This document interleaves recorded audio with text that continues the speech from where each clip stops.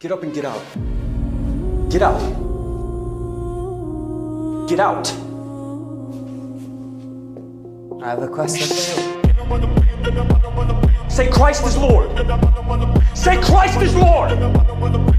Say it. You say Christ is Lord. Get out. Get out. Christ is Lord.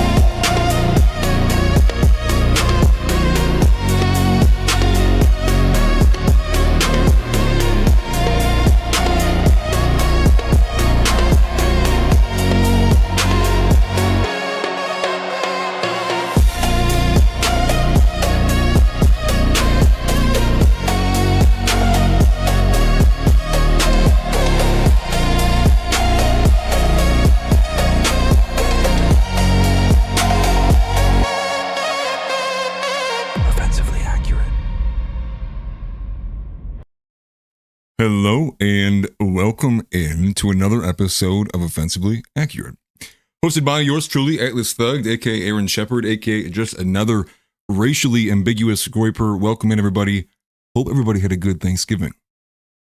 Mine was solid. Could have went better. A lot of traveling, a lot of traffic, a lot of winter. It is snowing near me, unfortunately. It snowed like 4 or 5 inches the other night. But winter is here. Hopefully you enjoy the new Christmas light setup. It'll be here for maybe a month. It's a little bit darker, actually. I don't like that, to be honest with you. But I figured I'll go ahead and do it, get in the Christmas spirit.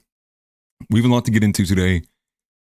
It's kind of a big news day, to be quite honest with you. And we're going to break this up pretty simply. I'm not going to get too in-depth onto any one topic. We've got a lot to cover, a lot to get into. And some of it's good, some of it's bad. And I would say the majority of it's bad. I would say the majority of this revolves around the Trump administration fumbling and cascading towards their ever expected and predictable failure, which is truly unfortunate. Gavin Newsom is the front runner for 2028, at least especially on the Democratic primary. And I believe J.D. Vance still holds the victory in terms of the polymarket betting odds. But we have a lot. Ben Shapiro and the organized jury cannot help itself. It continues to expose itself. Probably the biggest news story of today actually is the Venezuelan war crimes, which is being currently debated, and there's a lot to get into with that. And so specifically, this was about a September 2nd strike, and it was the first strike, matter of fact, of any of the strikes that are happening in the Caribbean in this maximum pressure campaign against Venezuela. So on September 2nd, we get, and I think everyone kind of remembers this moment, Fox News, anywhere you would look, CNN, it was the same kind of thermal imaging, footage that you were seeing over and over and over again of the first kind of strike being taken out in Venezuela. Now, what we didn't know, what the majority of people didn't know at that time, was actually that there was follow-up strikes. And that's where this news story is at right now, is that these follow-up strikes happened under whose orders? And they were potentially war crimes because they were technically striking on under the war crime or the manual of war under our own Department of Defense. They would be considered shipwrecked. I believe that would be the correct designation for it. So there's a lot going on in here. It looks like the White House is passing off blame from Hegseth onto Admiral Bradley, and it's odd because what originated this claim actually came out of the Washington Post, but it wasn't the first place that actually reported on it. The Intercept actually covered this September 10th, and they didn't cover it in too much overt detail over who gave the orders, etc., but they did actually say there were multiple strikes that happened out here. But the Washington Post one was supposedly that Pete Hegseth gave the directive to kill them all. Quote, kill them all. And so that's kind of where the news story is going. And so the Washington Post, about 3 or 4 days ago at this point, puts out this article. And funny enough, the New York Times actually comes along and corroborates the other end. And they actually say they debunk a couple of the claims from the Washington Post, saying that there's no context or window of context over Hegseth saying any of this. And in fact, the New York Times has a corroboration between, I think it's like 8 different naval officials. Or they might not have been naval officials, but different officials throughout the Department of Defense. 5 of which say that Hegseth never even gave a verbal command at all. 5 of these officials, according to the New York Times, say that Hegseth gave this command. He wrote it down. It was a written directive. And then furthermore, we have Caroline Leavitt and 2 other officials corroborating together that Hegseth basically gave the initial kind of directive of like, you have the green light, and that in fact it was the Admiral thereafter who gave the orders for when to time the initial strike and then all the subsequent strikes thereafter. That's kind of like the big story happening right now. Did the United States commit a war crime? Potentially. I think if you look at the Pentagon's or the Department of Defense, kind of both, I guess, both the Department of Defense and the Pentagon's manual of war, there are the way that the language is, and now this would probably have to go to a Supreme Court case, I would imagine, and maybe that's where this would go. I doubt it, though. Seems to be like a lot of noise. But as far as I read, inside our very own manual of war of what would constitute a war crime, I do think that this would meet the base definition of what it would mean to commit a war crime, meaning that they basically struck upon men who were in water. I mean, with nothing else they could do, no ability to combat. And also, furthermore, from there, it's also a bit tricky because the language is actually more particular to warships. And so the language being particular to warships talks about these examples of what a warship could do to show that it is like backing out of the fight, or in fact, it's waving the white flag. And so it talks about how warships can do certain things like they'll cease firing, right? Mounted turret weapons will quit firing, they'll disarm, they'll dismount. But also more importantly, the changing of flags, or literally the white flag. And so the reason why it's concerning and why it's hard to apply here is because this was a speedboat. Speedboat not having a mounted turret like that, and also not having this major flag that could switch up and put up there. And then all in all, the whole thing is coming under the defense of the administration is that regardless of whatever, it's all allowable because Trump made the quote unquote determination that we are in fact in a formal armed conflict with the drug cartels. And so there's a lot of obvious like gray area here between a lot of these things. And obviously I'm not saying this from any kind of concern about like the well-being of random Venezuelans. It's more so, I think the through line that I kind of picked away from this as I was covering the article and reading through some of this stuff was, first and foremost, it does seem like the New York Times and the White House leaped to defend Hegseth. But also in the same New York Times article that defends Hegseth, it also does towards the end begin to also build the argument that it could still be a war crime. So it's defending Hegseth also with Caroline Leavitt, New York Times article, kind of agreeing that Admiral Bradley would be the one that would be more so to blame. And then also going through all the ways and some of the language inside of our own manuals and our own policies and laws of why this would actually constitute this war crime.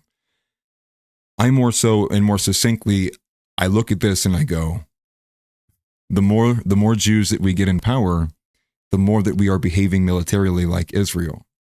And have we seriously found ourselves where we are potentially, there's a contention of, did we literally just commit a war crime? And so you compare this with obviously the difference in idea of what America is and what it was during World War II, which was like, we're the defenders. We're going to lay down the law. Here's the right way you wage a war. Like, we're the more moral and just people. 100 years later, we are basically teaming up with Israel, and then it's the world versus us and Israel. And so it's not a good position to be in. And I say that maybe more so because it's particular to the fact that we are potentially in a position where we might not be the world power anymore. Here's America. Obviously, that's a very kind of scary thing to say, but it's the potentiality of it is real. I think this is partly why the reason we are even going to war against Venezuela. We are losing control over the Southern Hemisphere to people like China becoming the number 2 trade partner in the whole entire Southern Hemisphere. And so the reason why I say it's a moment of concern is because everyone already kind of has an idea how the international community feels about Israel. War crimes, there's multiple courts and multiple different municipalities issuing arrest warrants for not only just Netanyahu, but and many other military ministers there. And so what is to happen if America finds itself in that same position? America goes from the beloved of the world to where Israel's at. That'd be a huge 180, but I can see it happening, especially if we continue to not only just co-opt and agree and allow and defend the actions of them, but if we also begin to partake in those actions in a more obvious way. It's not to say like we haven't already, but it's to say if it becomes more obvious and we are now similar to Israel and Palestine in the Gaza conflict being a very open and out. And I think part of that with social media too, we can't really avoid it. It's not a good position for America to be in to begin to start drawing the ire of the international community at the same time that we may also find ourselves in Thucydides' trap. And so who's going to stop China if China's the number one world power and Russia takes the number 2 and we find ourselves sitting at number 3? And then we're up to bat against the international community. I just find these things to be not like I can predict geopolitically these large long-term things, but just to say, I think it's very obvious to say that does not put us in a good position with the rest of the world. And this is more so a kind of long 40 years down the line. What are my children going to have to deal with? What is the image of America going to be then? And this is something to be concerned about, given the fact that we are vastly approaching the end of the American empire. Not willingly, but because rather, unfortunately, through impotence and incompetency. And so that's kind of a general gist of where my head's at with this overall story here. We have some other smaller things before we get into any of the bigger stuff. We'll get back into that story, really. Nick Fuentes' generational run is continuing. He has a group of collabs that he did. Now, the last week he did one with Bradley Martin that was a pre-record, and that one dropped right now. I think it literally still is premiering as I speak. He also was on InfoWars again, and let me say this too. Alex Jones deserves his flowers. Alex Jones has had Nick on how many times during this generational run? As much as you might disagree, and I even disagree with Alex Jones, and I do think he is co-opted to some level, I still appreciate the fact that he's willing to have Nick Fuentes on. I think that's a good thing. The Bradley Martin one is hilarious, actually. That's playing a little bit. I'm going to cut some of it, but there's a clip going around about Nick going into the gym. We'll cover that. We'll react to that. It's hilarious. But beyond there, the 2 more important ones are the Piers Morgan and the Steven Crowder. And the reason why I say they're more important is because those will be hostile. Piers Morgan specifically is going to be definitely hostile. And beyond that, the Steven Crowder one, even Nick said he's kind of unsure what direction that one will go. I would wager I would find that one to be hostile as well. If anything, I might actually find that one to be more hostile than the Piers Morgan one is. Piers Morgan is a bit more of an idiot than Steven Crowder, and so I can find himself maybe letting Nick kind of riff for 10 minutes in a row, having nothing to say, nothing to respond with beyond the oy vey. So I'm curious about those ones. I am excited about those ones, and I would like to actually get to those if we get to the Groper Report. But again, hope everybody had a good Thanksgiving. TGR's this Saturday. Nav crew's getting back into it. Be patient with a couple of the guys. I think they're all sick. I think Zeb and Josh both got sick. So there's no OTO today. Maybe they're just being lazy. They probably are just being lazy, to be honest. Make sure you attack them for being lazy. Call them out. Call them liars. They're probably not sick. No, just kidding. Don't do that. Well, do it if you want to. I really don't care. But those guys didn't go. So pray for them. Hopefully they get healthy. I know Josh has been dealing with it for about a week now. And I know Zeb's probably just overall just kind of stressed and worn down. Dealing with the kids as it goes. And one thing before I kind of just go ahead and flip it over to the starter and we get into this, I do appreciate all of the prayers and the support and the words and the encouragement, because my grandfather did pass away yesterday, early. He passed away around 10:50 in the morning, and we had known this was coming. They'd pulled him off of oxygen about 13, 14, 15 hours before that. He had been in a rough position for a hot minute, and so we kind of all knew it was coming, and and he kind of wanted to go there too. I mean, I think there was nothing more he wanted on earth than to be, reunited with his wife again, my grandmother, and not to spend too much time on that. But I did have the realization that, I have no grandparents anymore. So, I don't have any grandpas. I have no grandmother. I've just my parents now. Now, I do appreciate that, guys. Thank you. But the realization was more so this. It was more so kind of looking at the fact that it's just my dad and my mom and, my wife's parents. And then that's the end of the line. And so it was kind of that recognition of the generations have moved forward. Now I'm now dad, my dad's now grandpa. It's this has been the continuation of it. And I just overwhelmingly had this feeling of need to be more ready, need to be more prepared. And I'm just saying that not for myself, but for you guys as well, because I can't imagine it would be a good feeling to be in a really bad situation where you don't have, things in order, and then to have that realization. So it's just to say again, rooting for you guys, but it was an astute and dark observation to make all at the same time, and more so because I'm kind of looking at my dad that's just a lot less time I have to spend with my father now too. And so, just thinking of the overall there is I need to be a man, I need to be ready to overtake and be a patriarch of the family, and be what the rest of the family deserves, you know, and like seeing like my grandfather and my father and like being the handyman of the family, showing up whenever they're needed. It's like, I need to be that. And whatever it takes me to be that, I must do no matter what, no complaining, no nothing. And so just a realization that I had, you know, a little bit of a personal take. But that's been too much time on that. Let's get into everything. Straight through, offensively accurate, that's the view.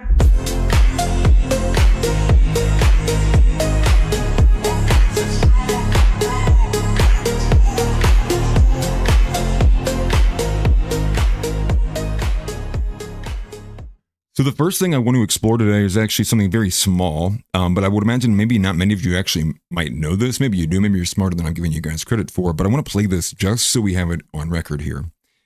And what it is the fact that many people don't understand or don't understand, it's a poor choice of words. Many people don't know that Rosa Parks is artificial. Many people think Rosa Parks, they think of, you know, she's a strong figure in Black history. She was someone who stood up to the white man. And that is actually not as true as you would believe. And so Ben Shapiro here is going to explain to us actually how Rosa Parks was selected and then told to go to a particular area and region, knowing that they would probably get the result they wanted so that they can actually then further on have a lawsuit. And so just a short 55-second clip, but many of you might not know this, but here is Ben Shapiro in his own words, explaining it a bit further. I'll be honest with you, since he... After standing for Hitler, I was like, how much further can he go? So tell me, how much further could he go? I missed it. He said that Rosa Parks was like a plant, like she was planted there. In what way? Like of the Jews, or like no, like when like to create chaos. Yeah, like the whole situation on the bus. Racial was like, you know, divide. that was okay. So I mean, I assume that he's garbling the actually fairly cool story of Rosa Parks, right? Which is that the NAACP had in fact recruited her for like in advance, and they said she'll be an ideal plaintiff, and they'd actually said, go sit on the bus in this particular place, and then we'll have a lawsuit against the bus line. So that, I mean, that's true. I don't know what he actually said. It is true that was not, it wasn't like she spontaneously sat down on the bus and then they sued but that doesn't take away from her story. In fact, I think it makes it a cooler story. I think it's cool that they actually were like, okay, we're going to plan this out. We're going to get a good basis for a lawsuit. Rosa Parks is an attractive face for the plaintiff and do it like. I just, insane, right? And so maybe many of you did not know that. I had heard inklings of this, but I hadn't heard Ben Shapiro talk about it at all. And so I'm not surprised by literally anything anymore at this point. The one thing I would contest though is like, how would you say that it being not organic is like, makes it a better story? Like that it was it was an artificial kind of operation that was planned. That makes it cooler. That makes the story cooler. It's like, no, that takes away from it. It takes away from like the nature of the story in general of like this woman just on her own volition decided, no, I'm not going to do this anymore. And even before that, I'd known like Rosa Parks, like, you know, she had access to a vehicle, her husband drove, like, you know, you get to where you are, like where I'm in, and nothing could shock me anymore. I don't know what even really could honestly shock me in the news cycle anymore. What kind of other piece of history could you show that's like been lied about? But may I add to at this point as well, to which I don't know if YouTube will allow me to say it. No, they definitely will. I would imagine they would. But like, you know, Satya Bangar Unger, whatever her name is, and there's been many others like Melanie Phillips and I think her name's Sarah Hurwitz and many of these others like Jewish activists talking about how you wouldn't even really have like the civil rights movement without Jews. You wouldn't even like the Jews built the left. And it's like, so you understand the NAACP at this point was being led and had people at the top that were Jews, obviously co-opting it for particular reasons. And so these things that just get omitted over and over again, obviously for specific reasons, you add them up and you're like, wow, wonder what conclusion I could make from this. Tix Bomber even adding her car was parked a block over. I didn't even know that. I thought the story was something along the lines of her husband's car was like broken down, and so the husband took her car, something along those lines. Unsure. Either way, it's a lie. It's fake. MLK, fake. And that's why I think less so much spending the time on like the why it's fake and the reasons why it's fake. I more so find the through line there being, so what wasn't, right? And so Malcolm X being the contrast to MLK, if he was the organic version of if he was the more organic movement for the Black civil rights, era during that, and I think that maybe there are some lessons to be drawn from what the organic Black movement was during that time. And obviously that one was had a lot more Islamic influence on it, but largely it was a much more nationalistic kind of idea set in terms of what we got with MLK. So don't want to spend too much time on that, but figured maybe give a brief history lesson for anybody who didn't catch that, and why Ben Shapiro goes on these shows to make himself look worse. I have no idea, to be honest with you, literally not at all. A couple of smaller things though that I don't really need to put on screen. Another one bites the dust. Lily Gaddis has been demonetized on YouTube. Now, I will be honest with you, I haven't particularly paid attention to Lily Gaddis much at all. And as far as I understood, she actually never even live streamed on YouTube. She actually particularly only was live streaming to X and I believe Rumble, maybe somewhere else too. I didn't pay too much attention to her. But she was demonetized on YouTube, and this is now a series of seemingly at least one person a week that's at, I would say, at least the mid-level, if not a bit higher than that, of the size of an account. I think 2 weeks ago it was Zoomer Historian. Before then it was Based Lore, and then about a month and a half ago it was Shameless Berg. And so it seems like there is some level of censorship here and acting. And now I would say for Lily Gaddis, though, would probably be much more along the lines of what she was pushing with black people, and that seemed to be more of her bread and butter on YouTube. And here's what I would say too. If I would just offer a small critique to Lily Gaddis, it would probably be this. And anybody who does that kind of content, at a certain point, it's not additive. I get it and I enjoy it to a certain point, but I think making that your entire mainstay also isn't that helpful. Not to say Lily Gaddis hasn't done good work. She's done pretty solid work, even talking about things like Project Esther. But at a certain point, you kind of end up falling into the same bracket as Gypsy Crusader. And not to say I have any problems with Gypsy Crusader, besides we're not on the same team in terms of, Christian nationalism. But at the end of the day, these things do matter optically, in terms of knowing your audience and the way that it appears, the way that it can be used as munitions and such, but also because it's also not the Christian message as well at the end of the day. I too can't stand that there's Indians and blacks all over the country doing whatever they want, getting DI and all that. And we're all told to just ignore it. But at the same time, it's if it devolves into just what it feels like pushing, and it's going to sound so leftist, but pushing pure, to hate these people is okay, we've departed from what the message is. And so we kind of maybe have fallen into the lap where they want us to be. And then it just makes it that much easier for Miriam Adelson and the ADL to go, wow, look at this white supremacist, Lily Gaddis. Wow, you guys see her? And it's don't open yourself up to that. Don't hand the enemy munition that they don't need. They already have enough, right? They'll use every tool in the book for things that aren't even there. Make it harder for them. Force them to have to make shit up about you. Don't be in a position where they can just clip you out. And obviously that, and if you can do it, you can do it. But, for Lily Gaddis, that was her sole source of income. And now she's kind of probably in a bad spot. I mean, what did you expect? And I'm sitting here knowing that it could be a potentiality for this channel as well, too. I'm not going to be sitting here and be woe is me. It's I saw it coming. It's just to say, to be smart about things. We also had another one that was not going to surprise anybody, but it was community noted, was the IDF announced on X for some reason. They literally posted this, Lord knows why, and they haven't deleted it yet, which at this point wouldn't matter. Screenshots are out there. But the IDF on X posted this thing, the ceasefire there's been a violation in the ceasefire, but we handled it. We eliminated the threat and we got them. And lo and behold, what was the threat? It was an 8-year-old and 11-year-old, 2 boys who had crossed the line, and now they're gone. And so they got community noted, and aggressively so, for making this post. It has 10 million views now. And it's just why you would even say that?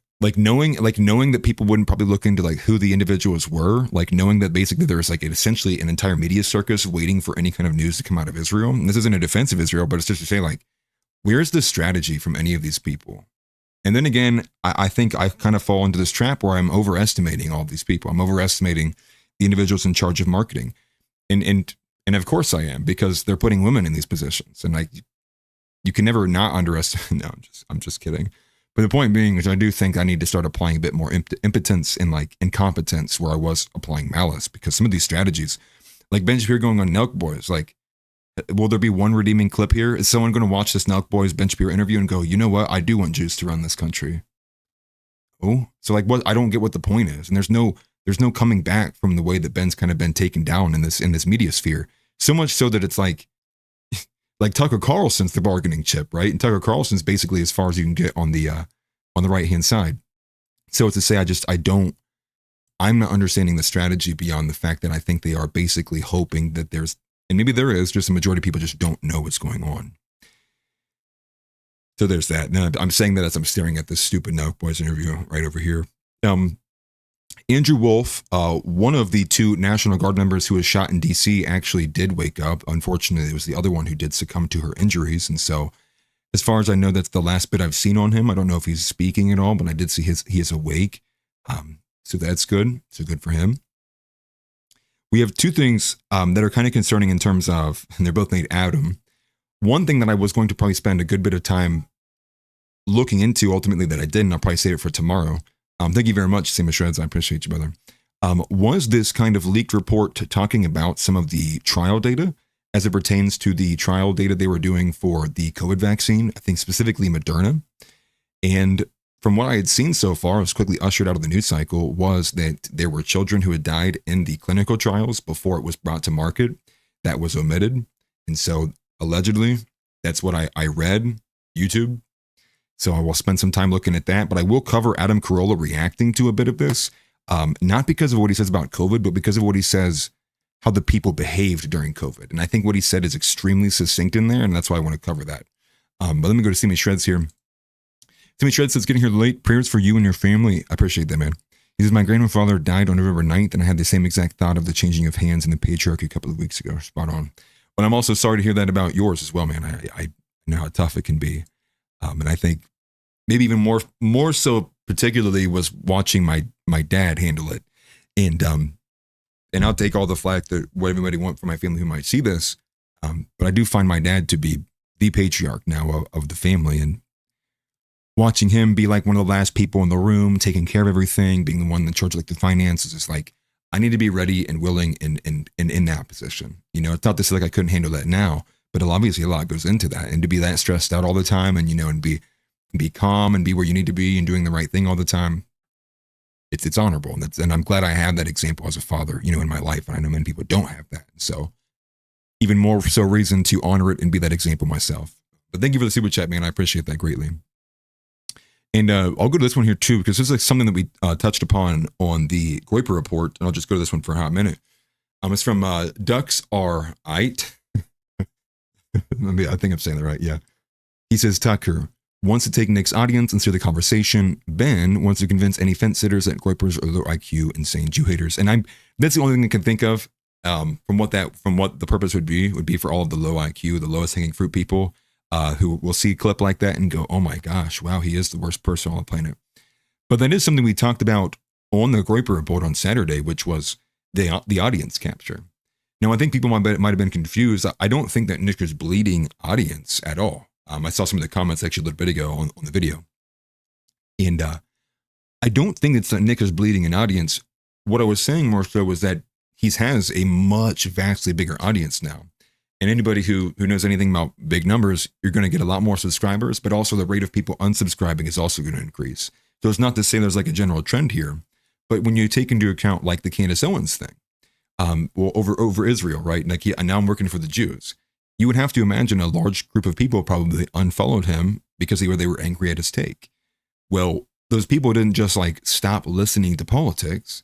They probably just started going to somebody else or started listening to somebody else. And so I think it's through those elements, through these kind of minor controversies and bigger controversies, that's what Tucker and ilk are trying to do, which is cozy up and get as close as they can to Nick that is within the safe kind of realm of boundaries, and then get people to kind of agree with Tucker on Nick takes it too far about Jews and the anti-Semitism, and so they'll move to where Tucker's at, a more safe position to hold. And so that seems to be the audience capture happening right now, and seems to be also similar to where Candace is, but I would say Candace is probably doing a better job of it.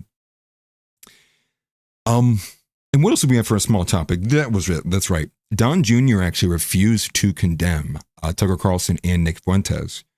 Now, the notable part here is who was asking him, who was kind of questioning him on this. And so without further ado, we'll go ahead and play this clip for you guys because I thought this was pretty solid. And again, it's Jillian Michaels. Jillian Michaels, somebody who's famously been doing the podcast tour with everyone else, not as a Barry Weiss Jewish supremacist, but as she calls it, in the Joe Rogan kind of space, maybe that's what she thinks of herself, as all the moderates who had just ran away from the crazy left are now faced with the crazy right. And it's very disappointing that we're not all completely disavowing and canceling these two.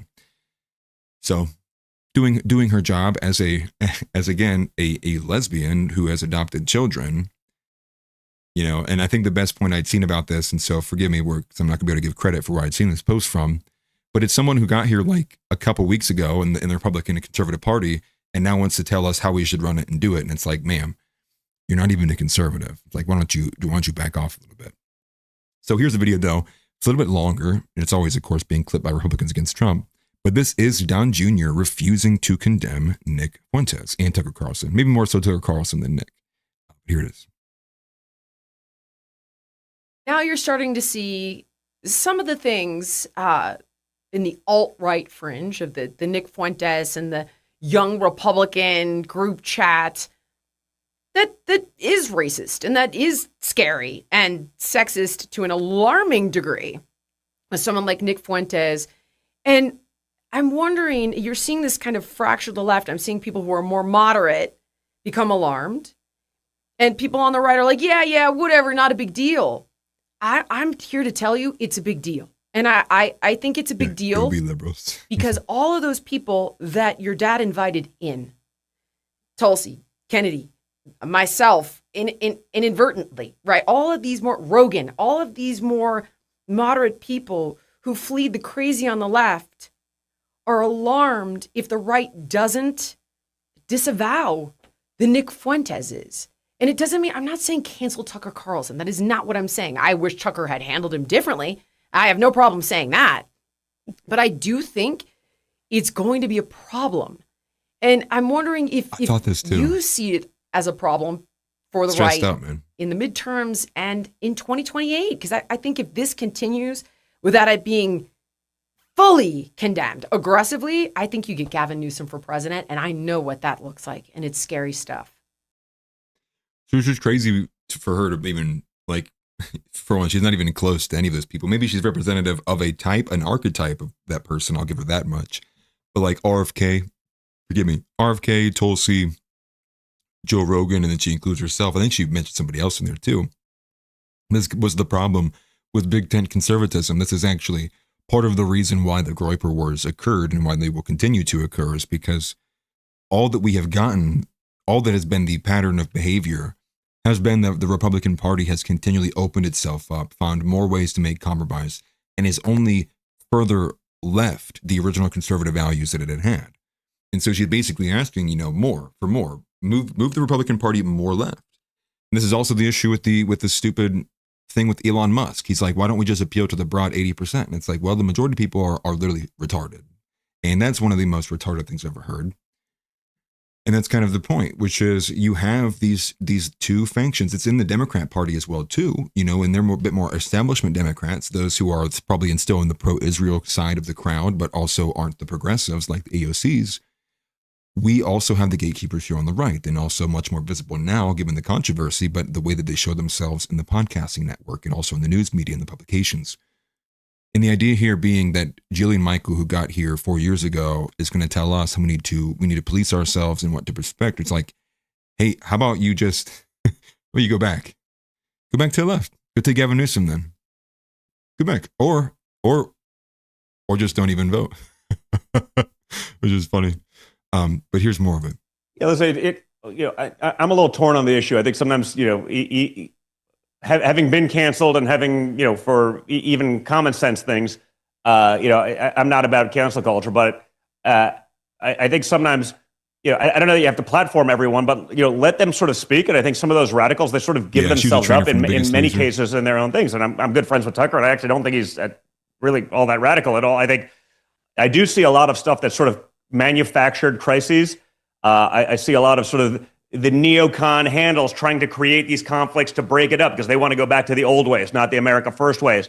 I do think that sort of social media and the way those things have been manipulated, and some of these, the stuff you're seeing even this week with, this account that's, America First is, driven out of, some country in the middle of nowhere. It's like Why is that so true? Why does Jillian Michaels actually have broader shoulders than him? I'm just going to pull it back a little bit. I might need to move this. That's interesting, actually. No hate, no shade. Well, maybe a little bit.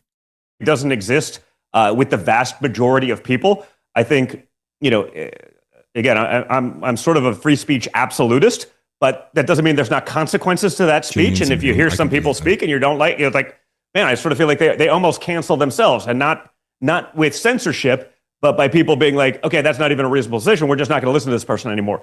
And so I do think that's important because, again, I've seen what they try to do to so many people. I was one of the early guys calling out a lot of the censorship on Twitter. They're like, well, how do you know? I was like, I know, because yesterday I was getting 5,000 retweets a post. Today I'm getting 3.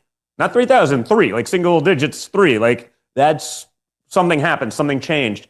And so, I think we have to have conversations, even conversation we don't want to hear, or even conversations we think may be disgusting, and listen, and then people will make up their own minds, and they'll sort of, the way I look at it, you kind of vote with your wallet. You walk away from that, and you figure it out on your own.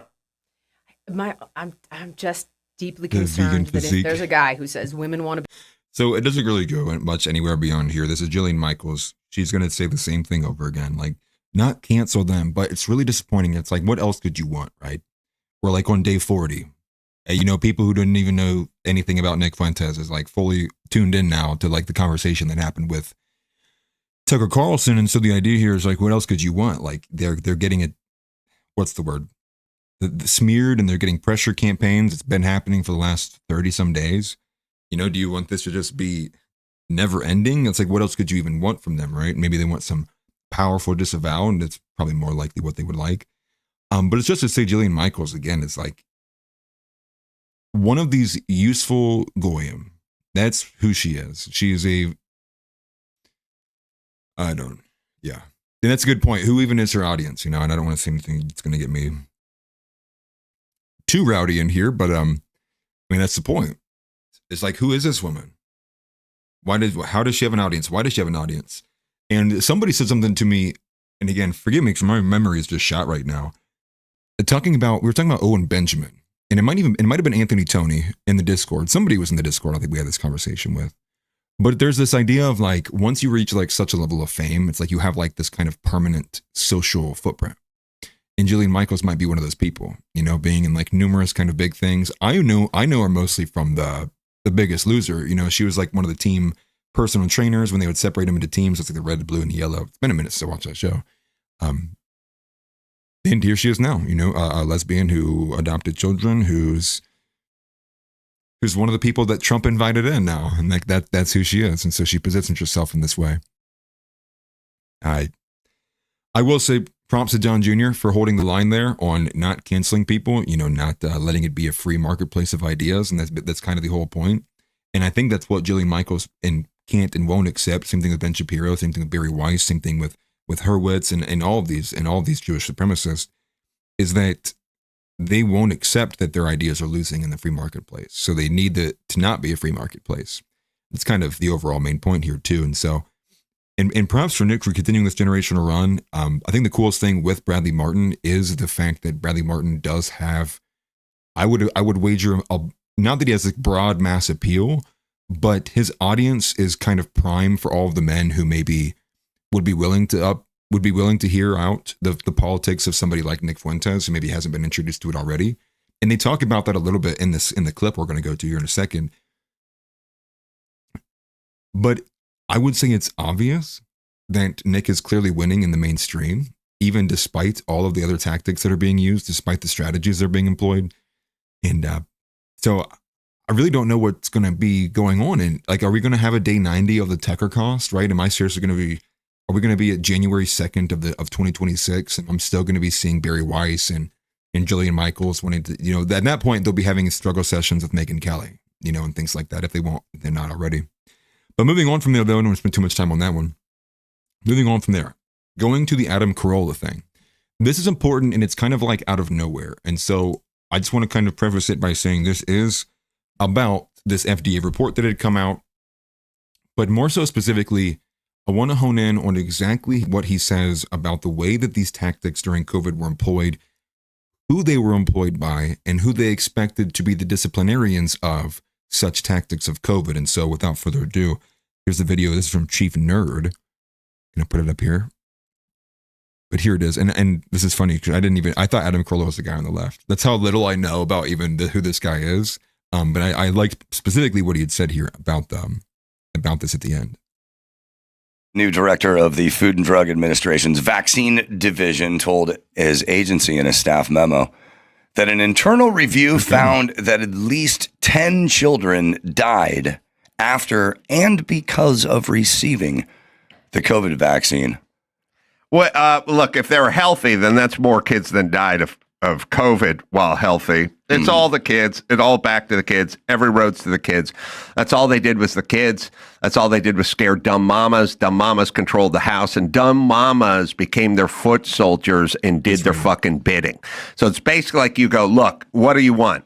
You go, well, I want everyone to not take ivermectin and not take hydroxychloroquine and get vaccinated and stay in and shelter in place and wipe everything out with Purell. You are not going to get that done with me. You will get it done with a dumbass wife. You poison her brain and you get to her, and then she inflicts. She is the disciplinarian. She lays down all the rules, the COVID rules at the house, right? And the way you get her is you scare her about kids. That's what works with her. So kids. If they had just said at the beginning of this, you know, it doesn't really appear to harm healthy kids. It just doesn't. It just doesn't seem to have, it's like maybe a flu or a cold to a healthy young person. So it doesn't really seem to affect kids. It would have been a totally different trajectory. We wouldn't have shut the schools down. We wouldn't have shut society down. If they had told us what they knew about kids, then we would have gone a different direction. But they never did. They never did. They wouldn't, because they held that, they guarded that information, and they guarded that information because once you let the kids off the danger hook, like if you said, it doesn't appear to really be dangerous to healthy kids, then every mom in the world would have stopped enforcing all the retarded edicts they put before her. And that's where we got. And that's why the dumb moms got the fucking kids vaccinated and it was totally unnecessary for them. Absolutely. And now it's dangerous. Thanks, moms. Yeah. Great job. Next time, ask a fucking question, would you please, before you light your Fauci candle? Fucking dumb shits. Yep. Everyone in this fucking safety sphere and all this thing, it's fucking us up. You guys fucked up your kids in the name of safety. Good job, moms. Smart. Keep listening to dopes who lie to you. And I really probably couldn't say much better than that. Now, he's being a bit provocative by saying, dumb woman, but that's the point there. And so maybe in a more articulate sense, the idea here, the concept is that knowing that women are, for one, assailable, especially in these terms of like with consensus in politics and, and just in the general mainstream, they're assailable on that because they are agreeable. And more so specifically, I'll reference this copy pasta a million times and probably a million times more before I'm gone from this earth, is that there's like autist and high T men are like the few select who can parse information through a secondary filter, or which acts as their primary, which is, do I think / believe this to be true? Versus all other people run it via consensus, right? They run it like, what does everybody else think? And so, i.e., an example of that is typing something into Google. You type, do I need to take the COVID vaccine into Google? And what are you going to get? You're going to get 20 results on that front page that says yes, yes, yes. And for all these things as well, too. Now, the secondary element that Adam Carolla talks about there is the kid element, which was particularly true. And I think actually hearing it in hindsight, it makes a lot even more sense here, which is this idea there that if they were to let go of the kid aspect, which was, we know now, right? It wasn't affecting children. It was very particular into the elderly and obese people. And were they to let go of that chip, you would lose the leverage that you have over what you're using to panic mothers with to get them vaccinated. And so it's kind of all runs, in a circle together. And this is something I've even dealt with, personally. My wife is going to get mad at me, and if she's listening to this, she'll probably get mad at it too, but she knows it's true, which is, she'll say something about, the doctor said this and this and this. And my first response is always, did you look it up? Do you know what that is? What did they ask you to get? What time?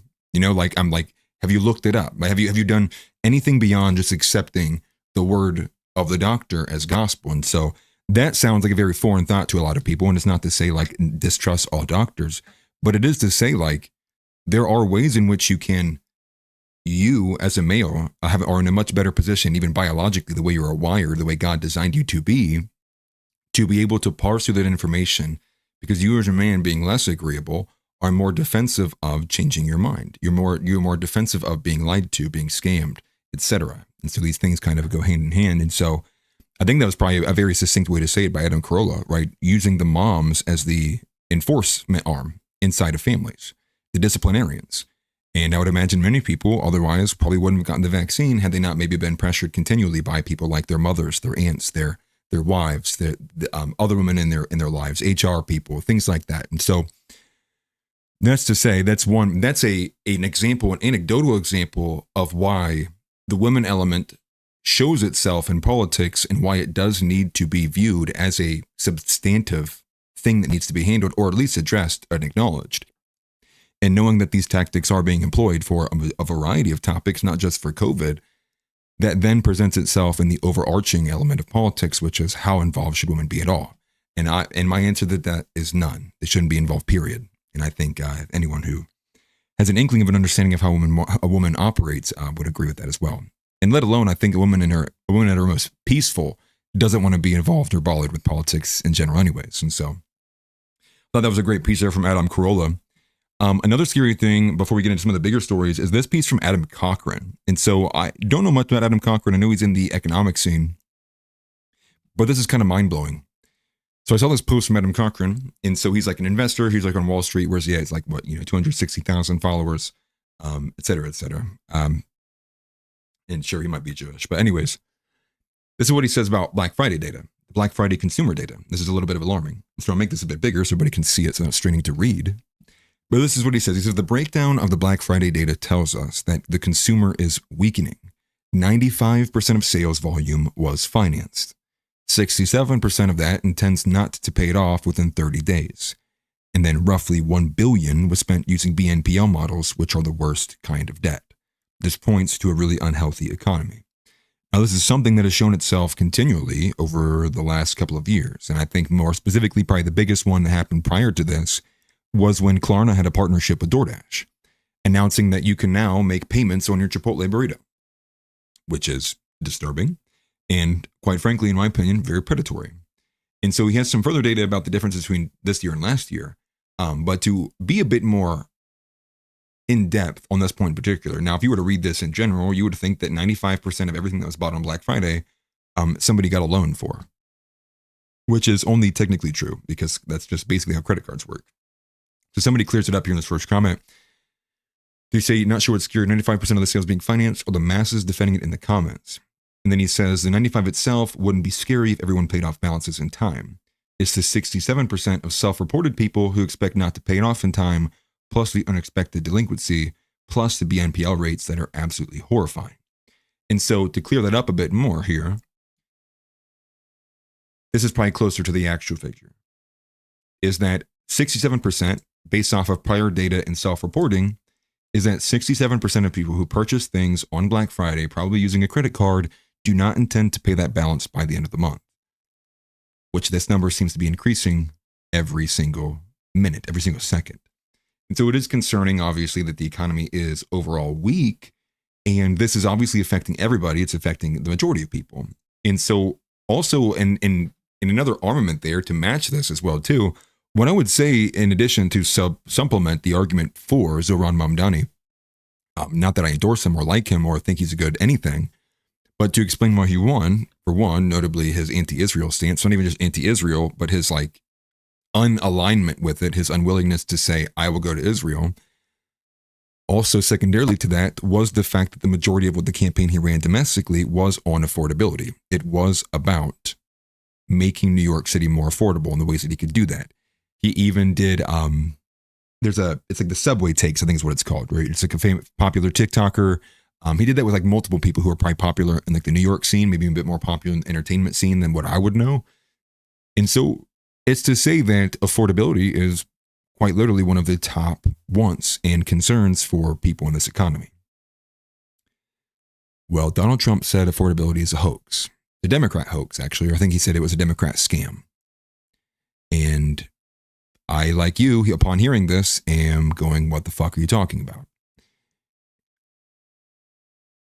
And I'm still kind of sitting here, feel like I got hit with a shotgun to the face. And no joke, this is what Donald Trump said. And so we'll pull the clip up here in a little bit, but this is we had a full cabinet press conference or press briefing today, and this was one of the quotes from Donald Trump. He's now calling the affordability, this now rising kind of theme, the affordability is a scam. And it seems that maybe he's just losing it. I don't know. I would say he's definitely losing it. He's definitely losing his step. But this continual kind of like having at war with his own base, it's like, this isn't, what is it supposed to amount to at the end of the day? So we'll cover that. It'll be one of the next things that we cover here before we get into some of the more of the mainstay stuff.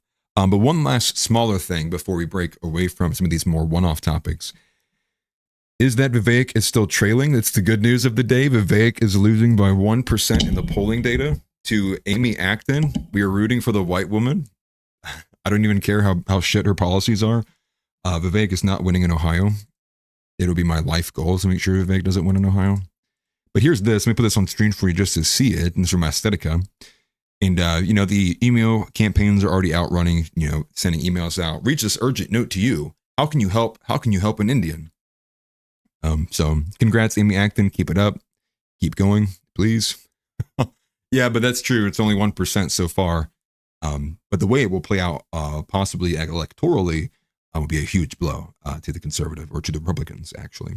Because it is, and this is something I'd made note of before that people got mad about 2 years ago, but I had said like quite openly from someone who lives in the biggest, in the capital of the state, hey, I think Ohio's going to be turning blue here soon because I feel like we're already purple.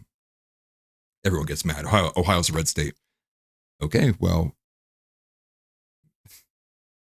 no, Ohio's going to flip blue and it's going to be super unfortunate because we are, like New York City and other places, held captive by our hubs, right? Between Columbus and then Cleveland and then Cincinnati. And then you have probably throwing Dayton and Toledo in there as well, too.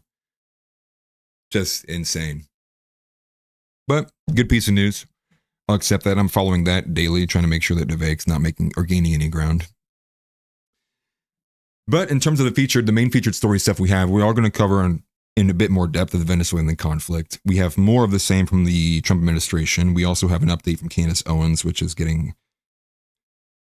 I'm about to just say stop sending me stuff about Candace. I'm gonna go mute Candace, and then in 2 months I'll come back to it and be like, oh, is this what was going on? Because the story is just insane at this point. To be quite real with you. Nick Fuentes is continuing his generational run. We do have a gay of the day, and we also have a community submission, so we might run a bit long today. But we'll go into the major featured story of today, which is the Venezuelan conflict. And so this again, the story is the fact of, I guess I'll just play it to you. This is from Stu Peters. This is what he played. Now, I do think there's people getting a bit too exaggerative with it, just maybe cheering on the fact that the Trump administration is just having something negative in the news. But here it is. This is kind of the gist of the story. It's like 1 minute long clip here from CNN. We're learning new details about one of those deadly U.S. strikes on alleged drug boats in the Caribbean. Sources tell CNN the U.S. military carried out a follow-up strike on September 2nd after becoming aware of survivors in the water. The sources tell us that prior to the strike, Secretary of Defense Pete Hegseth had ordered the military to ensure everyone on board was killed. People briefed on the, quote, double tap strike say they're concerned that it could violate the law of armed conflict, which prohibits the execution of an enemy combatant who is taken out of the fight due to injury or surrender. So that's the gist, is that now the developing story is that it's now being known to the public that there was a second strike that had followed up on that. The first strike, some people even argue if the first strike was even legal. And so this is kind of the gist here. Caroline Levitt responding to the reporter saying that it is full within legality. And basically the Trump administration's been on its heels ever since we've had this. I've had people actually ask me from around here to run for local office. I don't know if that's in the cards for me, but possibly. I have thought about it. Trust me, I've thought about it quite a lot, actually, but I don't know if I'd be able to contain the rage. I'm going to be like that prime minister in, where was it, Switzerland? Where he's kicking over all the Holocaust memorial stuff. I'm just messing, YouTube, in Minecraft.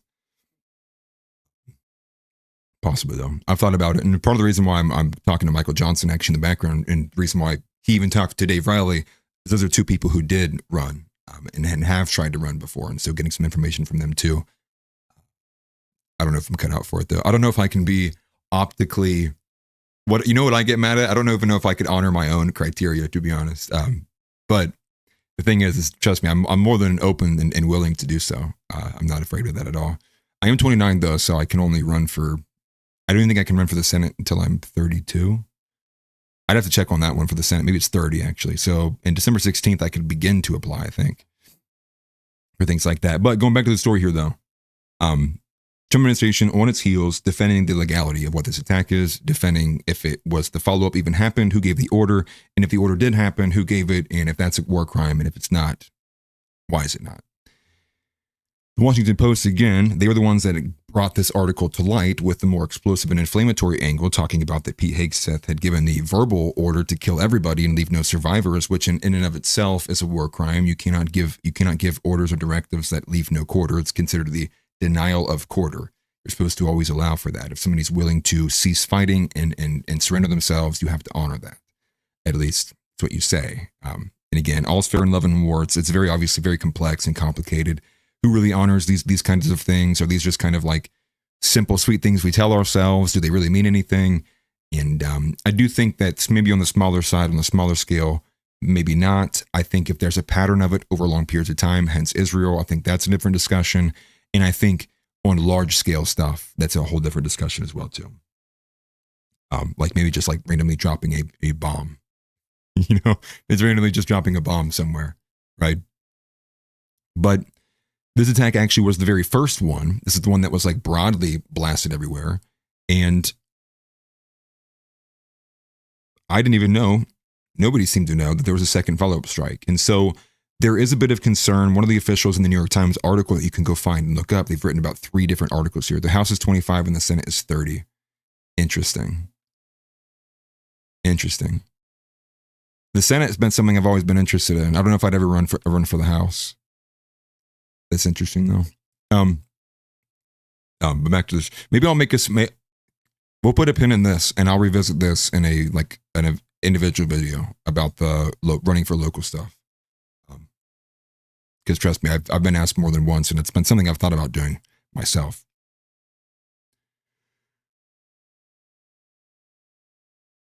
Forgive me, just lost my train of thought for a second. I just want to add this, partly because I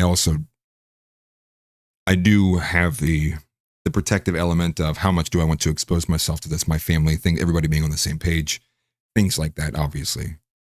But going back to this again, though. So Caroline Leavitt said that Hegseth had authorized Admiral Frank Bradley to conduct these strikes. And many people look at that and took that as an attempt to actually save Pete Hegseth and kind of throw Frank Bradley under the bus as well, too. But the New York Times actually corroborates everything that Caroline Leavitt had said, which was that, yes, it was Admiral Bradley who was given the directive by Hegseth, and Bradley himself was the one who gave the orders of the initial strike and all the subsequent strikes as well, too. The reason why this is concerning is because in the written directive, the officials are saying that there was no kind of backup, meaning that under Pete Hegseth's an opening directive to give the green light, there was no kind of plan B if, say, hey, what if the first strike doesn't accomplish everything here, which would have been taking out the vessel and eliminating all the threats. There was no kind of like, well, do this if, and if not, do this. There was no that. It was just like basically a very simple kind of directive. So that's kind of a little bit of problematic. And so generally the gist is that the military cannot deliberately attack civilians.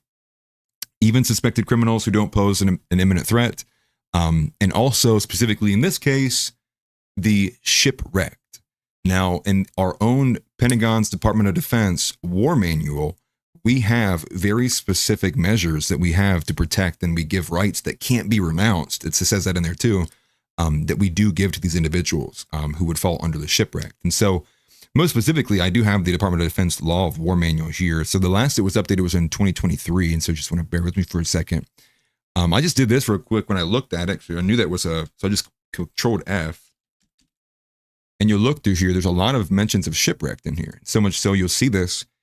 Section 7, under the table of contents, is specifically for the wounded, the sick, shipwrecked, dead, and the medical services.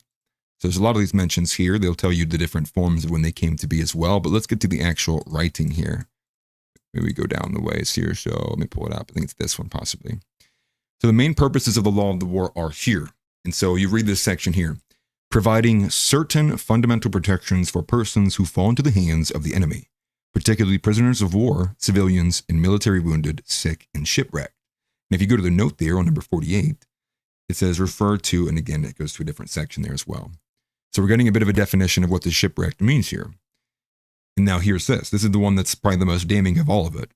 Shipwrecked combatants include those who have been shipwrecked from any cause, and includes forced landings at sea by or from aircraft. And so not to waste and bore you guys to death with all the language here, but just to show you that it is very specific over that anyone, you're in the water, basically, regardless of what the reason or how you got put in the water there.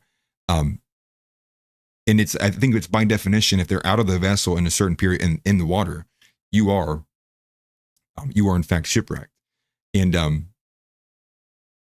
so it's what, and so someone says shipwrecked is when you come to land though, isn't it? Shipwrecked in terms of like what most people kind of expected, right? Ship runs up into land and it crashes. But shipwrecked also just in the general sense, like is a wrecked ship. Like the ship has been wrecked. And so obviously this puts people out there who are basically just like out in the open. Yeah, so anything that basically eliminates the vessel. So that opens us up to where the other official is at as you get further into the New York Times article, is that the one official says, and this is kind of probably the most objective and neutral take that he had given on it, was that they would also need to see what kind of munitions were used in the second strike.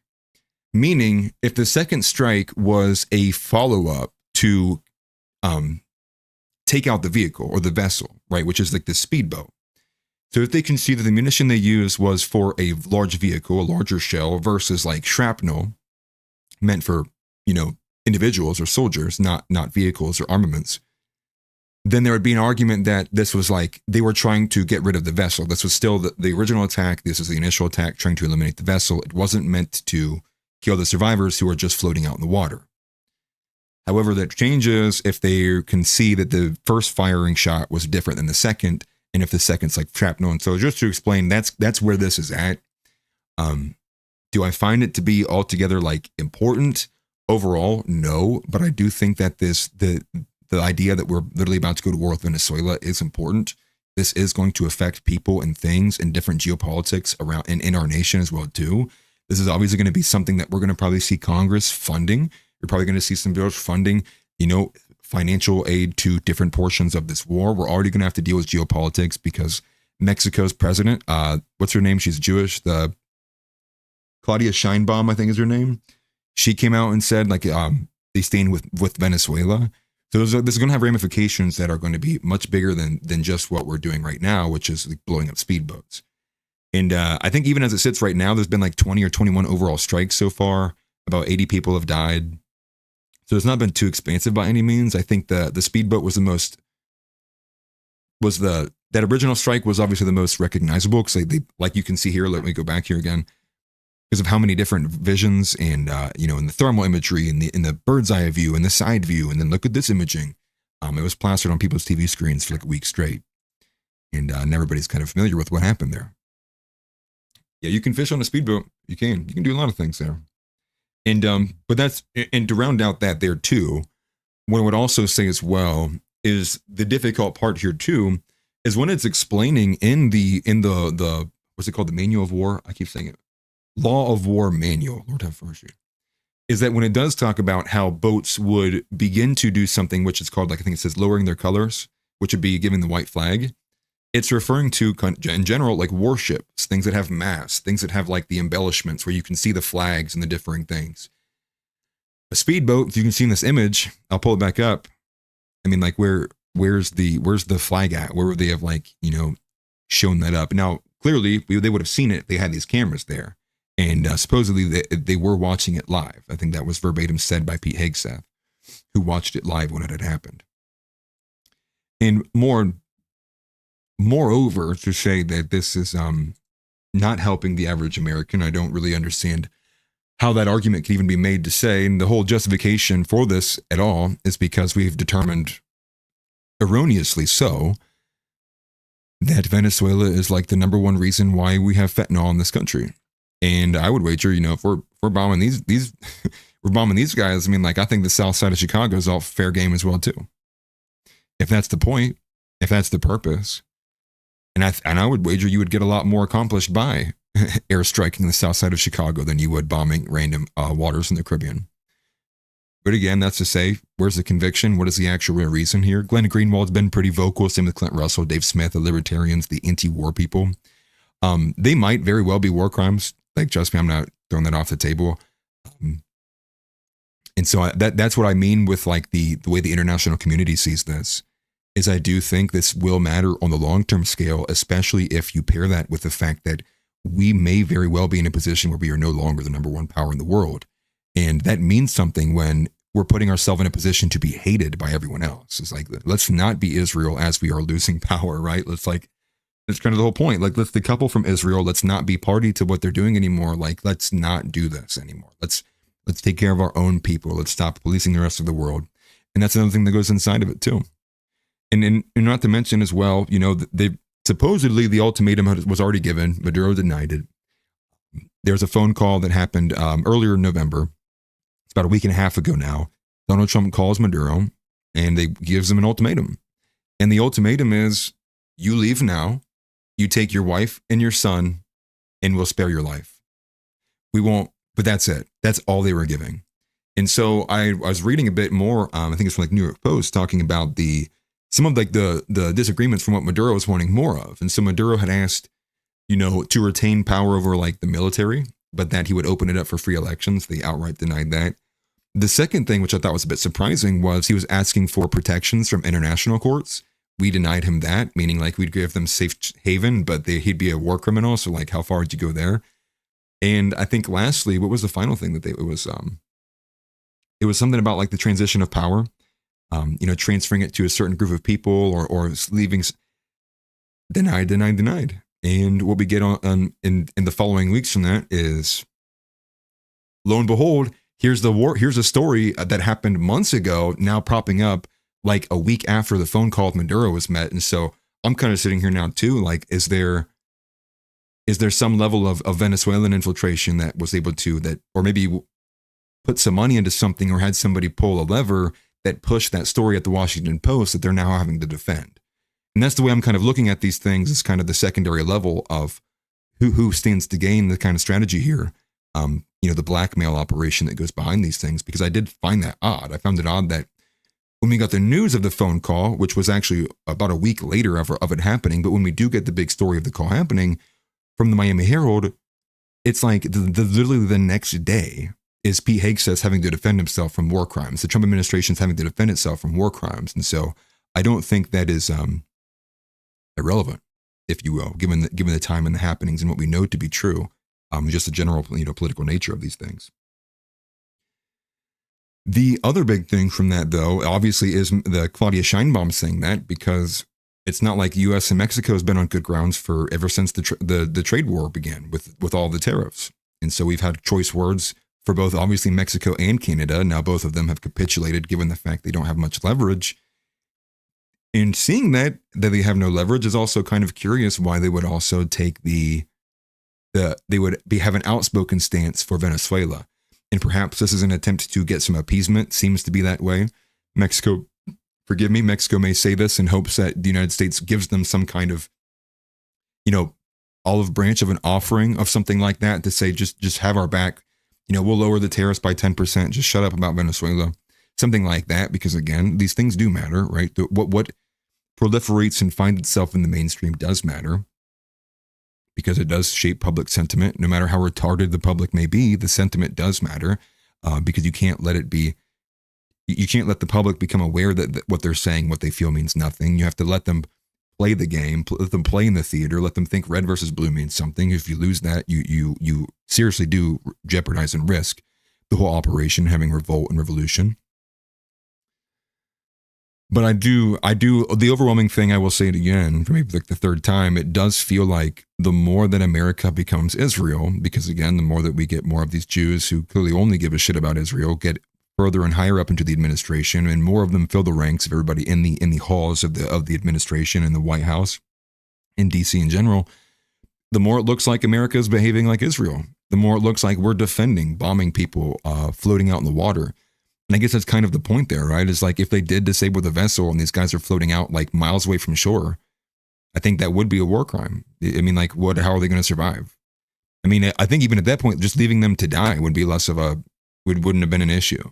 But it's the fact that you had to follow it up and ensure that they had no chance at all, I think would maybe fall under the denial of quarter.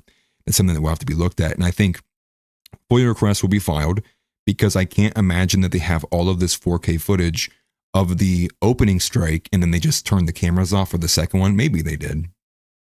But I think that maybe there's some footage out there somewhere. Even if it's not the direct 4K original footage, you might have some thermal imaging that made its way, that wasn't deleted, that was stored somewhere. And so I'm sure there'll probably be some negative fallouts from this as well, too. It seems, I was just more so curious why the New York Times was rushing to defend Hegseth. But again, the New York Times has been kind of on a roll, basically glazing Nick Fuentes for Lord knows how long now, which is a good thing. The New York Times is kind of an independent player right now, it seems. At least kind of walking back and forth between both the left and the right, and so take that for what you will. I do have Hegseth responding, though. I guess we can go ahead and play this if you guys want to see what Hegseth's response to this was. Now, again, the optics are poor if most people kind of accept it for what it's been reported as. And so I'll read the caption here. So I do think there is a bit of this. Nick Sotor has just quickly lost his good graces with me. I do find him to be a bootlicker. He will lick whatever shit is on the bottom of Trump's boot, and he will enjoy it. He will lick it up. He will ask for more.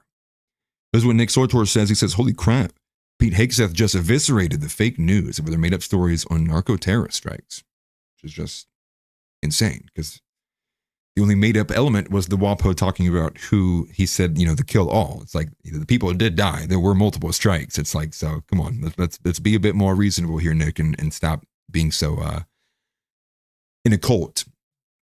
But I won't read any of the quoted aspect here, but this is just to show you, like, this is the defense being given out, and other quotes of this same exact video from like left-wingers is like, are they seriously laughing about blowing people up? And one thing I also don't have in here is Megyn Kelly. Again, Laura, we'll find a day where we don't have to say that name again. But Megyn Kelly on with some random guy is talking about, like, I don't even feel bad. They deserve to get bombed. We should have bombed them like 10 more times. Like, bomb them in the water, bomb them on shore, bomb them at home. It's like, whoa. It's like, whoa. Megyn Kelly, is this not the same lady who'd been pearl clutching about like Nick Fuentes and anti-Semitism and like racism? But she's over here like, we'd bomb them 10 times if we need to. It's like, yeah, okay. Crazy how that person's trying to tell me how to have morals and principles. Anyways, here's Hegseth responding to the story. Proud to do it. So you didn't see any survivors, to be clear, after that first strike? You personally? I did not personally see survivors, but I stand, because the thing was on fire. It was exploded and fire and smoke. You can't see anything. You got digital. This is called the fog of war.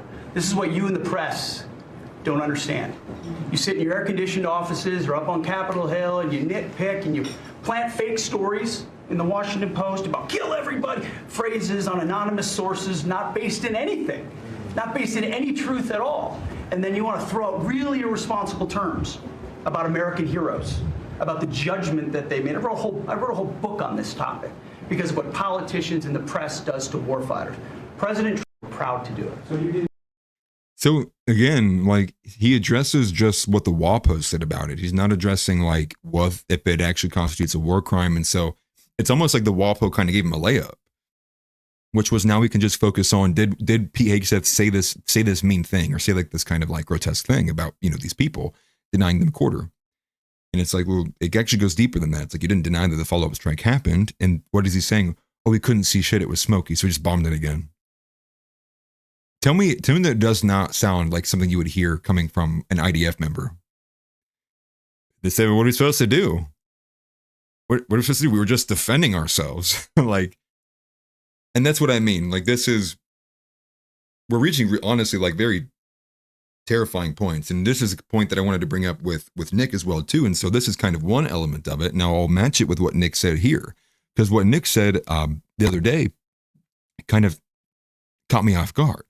And he was talking about the GOP, and I'll play this clip here too. But Nick was saying that, you know, he basically called the GOP being hateful, and also in similar what you got from Tucker Carlson, right? Saying, I don't know if I can say it, dude. I want to so bad, and you guys can clown me if you want to.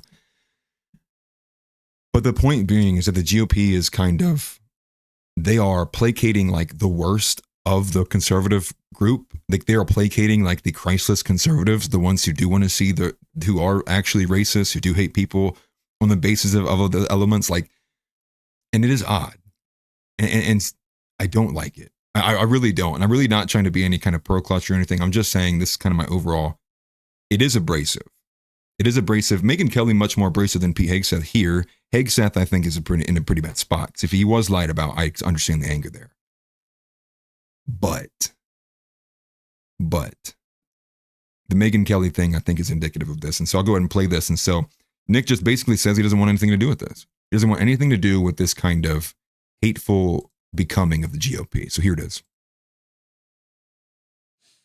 So you're getting maximum cruelty. You're not even getting like the good faith, reasonable opposition to these things that comes from a patriotic place. You're getting the worst kind of shock politics where we're just like these fucking retards and blah, blah, faggots and retards. And, you know, you're getting that. You're getting crass, casual cruelty, meanness. You're getting people like Stephen Miller that are just saying like fucking white boomers and third worlders, you're nothing. We're going to round you up. And so you're getting maximum cruelty and mean-spiritedness and legitimate, probably just like gross appeals to racism to pander to the masses, while also getting maximum corruption, not delivering real immigration reform, which would benefit everybody, not actually delivering real populist change in the government, but actually entrenching the richest, most powerful interest groups, AI, defense tech, Palantir, Elon Musk, like all these people, the Israel lobby. We're going into Gaza and building a smart city on a mass grave of children murdered by Israel. Like, so you're getting the worst of all of it in the Republican Party. This is the sickness. It's guys like Tucker and Vance and Stephen Miller mean mugging for the camera, saying your third world's gotta go, we hate you, and then turning around and supporting Vance and the Jeet wife, entrenching the interests, and there's no mass deportations at all. What are we actually doing with any of this? It's disgusting. I don't want to be a part of it. I don't want to be a part of it. I want the opposite. I don't want the mean-spiritedness. I don't want the controversy for controversy's sake. And people say that's rich coming from you. I don't try to be provocative. I just am. And I don't do it for its own sake. I do it for a reason. It's because I'm telling the truth, and the truth is provocative. But I want the opposite. I want the actual change. I want actual immigration moratorium, mass deportations. I want actual suspension of foreign lobbying from Israel and Qatar and from Russia and China. You know, I want all that shut down. I actually want to suspend the asylum requests. I want to build the wall and keep the illegals out. I want to have an America First immigration program. I want all of it without the cruelty, without the mean-spiritedness, without the hatred, without having to feel like we need to appeal to those kinds of things to win people over to our side, without feeding the anger, feeding the grievance. That's what I want. And And I do get that. I actually agree with like not feeding the grievance, not feeding into like the victim mentality or giving that even any kind of leg to stand on. But the point stands, right? Like, you know, and Trump had a statement today that I'm sure many of you probably have seen or will see later on because it's probably going to be pretty controversial, but talking pretty, you know, what's the word? Contentiously against Somalians and obviously the fraud that's been blown up about what came out about Minnesota, even the Minnesota DHS account on X being suspended for posting about it and posting about the involvement of Tim Walz in that kind of fraud. And everybody knows that's Somaliland now. It's the second Somalia. It's actually probably got more structure than Somalia does. But the issue being is that at the same time that we're getting told, you know, we don't want any of these third worlders or Islam, or we don't want any of these Somalians, you know, we don't want these stupid Muslims who are taking over New York. Well, at the same time, they turn around and you see usually Indians and H-1B program, and they're like, we need more of them. We need more of them. So that third world country and culture is completely fine. It's all these other ones that we don't like that seemingly are just more so left wing centered, and it's just incoherent at best. It's incoherent. What is the difference between a Somalian and an Indian? Are we serious? Like, and I'm not saying there's no difference. I'm saying like, you expect me to care about the margin there? You expect me to care about like the 2.5 inches of separation between those two?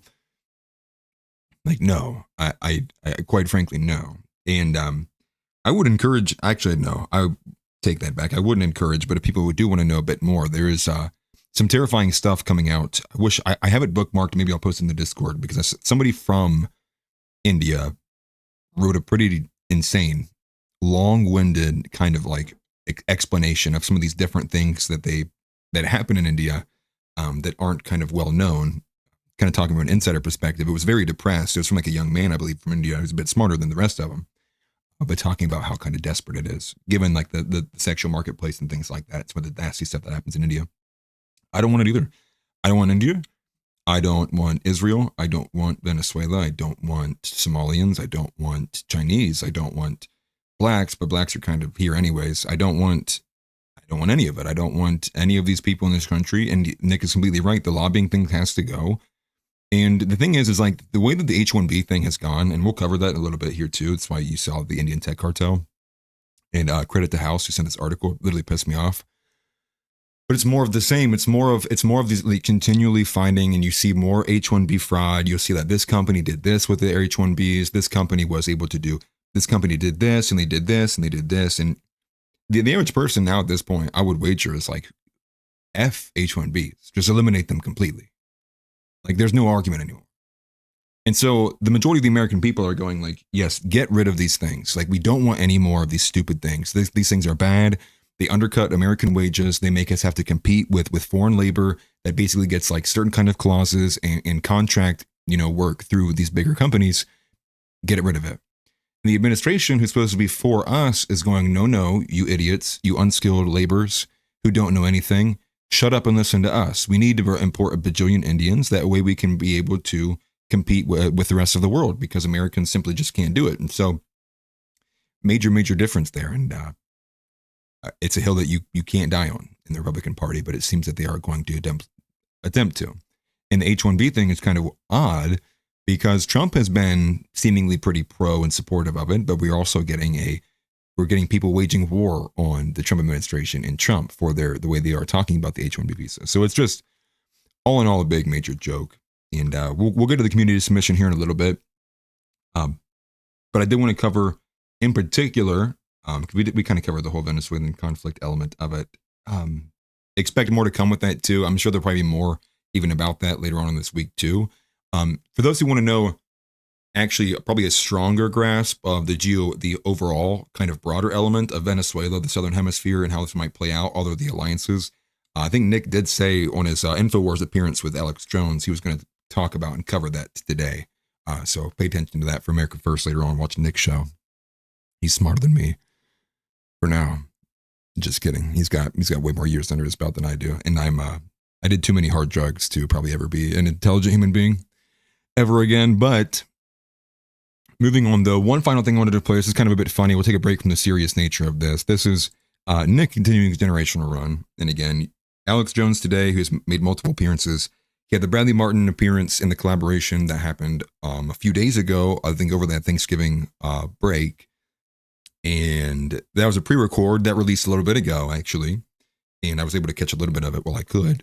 And then we also have Piers Morgan is supposed to be on this next Monday. And then Steven Crowder will be on this Thursday. Louder with Crowder's appearance then. And so most excited to watch the one on Thursday. And again, I will say, not because I'm watching that one, but because the funeral is happening, I will be, unfortunately, I won't be available to come and do the show that day. I won't have enough time to do any show prep or anything meaningful. And I'm kind of intense in terms of the organization. I like to give people a show instead of just like react. Hey, watch this next clip. Let's react to it. Hey, watch this next clip. Let's react to it. I like to get a little bit more of my thoughts out there. Maybe people hate it. Maybe they don't. But moving to the Bradley Martin clip that came out, it's just kind of funny, and I don't know if I'll play the full thing, but one of the running themes from this has been the fact that people have been saying that all of the Clippers on X have been saying that the gym super chatters won because Nick has been more outspoken about, he does need to glow up. He was talking about he can't even get a mustache back until he gets jacked. He's talking about how Bradley Martin's going to help him give him some huge arms. And so I thought this was funny because it was a very human moment between him and Bradley Martin about this kind of, as a man, like going to the gym, some of these kind of more basic things that a lot of guys talk about. And I thought it was very humanizing to hear from both Bradley and Nick Fuentes. And so here is this clip here. It's 6.5 minutes. We might not watch the full thing or just half of it. So about the gym, people wanted me to ask you about the gym. The gym. What the f- is going on, man? What? Why are you not, Okay. Well, like, I know that I'm going to. Again, I want to. I appreciate it. I don't want it bad enough. We need to take an IQ test on stream. Here's the thing. Here's my problem. So I love my life. Yeah. I like to go and eat. My favorite thing, because I'm not a very active guy. I'm very sedentary. And I exist. Sorry. I just picture you talking about like, when you talk about diets and like, I'm eating fucking pizza and shit, bro, those are the funnious bits to me. That shit gets me going, dude. See, I'm glad you can enjoy it. Because some people are like, wait, no, I don't f with this. Like, no, you got to eat like chicken and green beans, man. Like, this isn't cool. So I'm glad you can understand the humor. I love the food, dude. Yeah, right? Who doesn't? God. Well, like, who doesn't? I'm very sedentary. I like to think of myself as like a brain in a vat. Like I'm an interior. Dude, you're fucking. Sorry, go ahead. I exist in here, in the realm of the mind. I'm an interior person. Yeah. I have an interior life. And so what I like to do, the only thing I like to do is to get dinner and talk with my friends. Get dinner, go home and hang out. And, and I don't really have any problems in my life not working out. And don't get me wrong, like exercise is important. You should like do your exercise to stay healthy and alive. But when people do like the bodybuilding, that's all like cosmetic. Yeah. And so the idea that I'm going to be like sweating and working and going hard and, measuring my calories and all that just to like look really good. It's like, I don't need to look that good. So Clav's got it all wrong. Well, Clav seems to have got it all right because he's like so famous now. Totally. And they started to talk about Clavs, but I thought that was funny that kind of, just back and forth. They did get into it a little bit, and I was kind of curious. I wanted to hear Bradley Martin's take on what Clavs is doing with like the, taking testosterone and, the peptides and the meth and all the things like that too. I'm sure Bradley's got some further things to say because I didn't watch the whole podcast. I just watched a couple of the clips that I could before I went live. And I just liked how human that was. And it goes both ways. Obviously, the food thing too. Actually, I don't know about Clav either. I'll hold my opinion on him. I think he is getting too close to where the red pill is at. I think he's kind of actually even ascended beyond the red pill. I think he's almost kind of a black pillar, especially on women and stuff as well too. I think I heard him say verbatim, the only thing he really cares about is mogging other people. Like he doesn't even care about getting girls. He just wants to be like the best looking guy in the room. And so, I guess if he's going to be the number one looks maxer, I guess that's probably does need to be a bit of your bread and butter. But it seems like that's all that there's really is there. And so only on like the fringe ends could I see that perhaps helping men, but to orient and build your whole life around it, I think is just insane.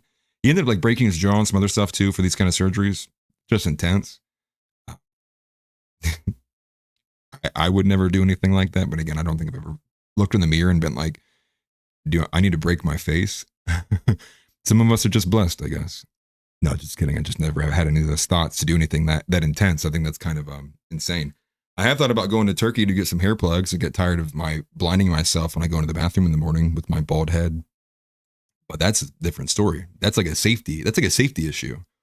You know, if every morning I open the bathroom door and in the mirror shining, you know, it's like I'm looking Superman in his eyes as he beams me down.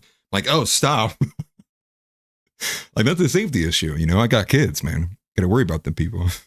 Thank you for the super chat, Titan. He says, remember Bradley Martin getting dunked on all the time by Dom from Bro Science. Now he has a podcast. What a world. Yeah. Man, what happened to Dom? And actually, I appreciate that you remember that world. I came from that world, right? I don't know. Most people probably know it now at this point, but I was a personal trainer before I stepped into a lot of this. And I watched Dom Mazzetti. Man, I can remember his last name for a minute. But Dom's hilarious, dude. Like, and what's funny is Bradley's like the bigger, like more, like obviously well equipped and like the more accomplished of the two. But Dom was hilarious, dude. Dom was like, some of his clips were so good. He captured the essence of a meathead better than I think anyone ever will, and maybe never again. So I think that era of kind of the bro science is leaving us now. I think the bro gym has kind of maybe been encapsulated a bit more with the kind of Christian community, which I think is a good thing. I remember that era though, the 2012, the Vine era, or like the end stage of the Vine era, all those periods of time. Man, I'm getting old. Reps for Jesus. I'm sad because it was one of the ones that had broken for me, but I had a pastor who did a lot of gym exercise stuff too. And he had one of these bracelets that said just one more. And had the cross on there. It's like my favorite bracelet of all time. It snapped because I wore it literally night and day for like 3 years in a row.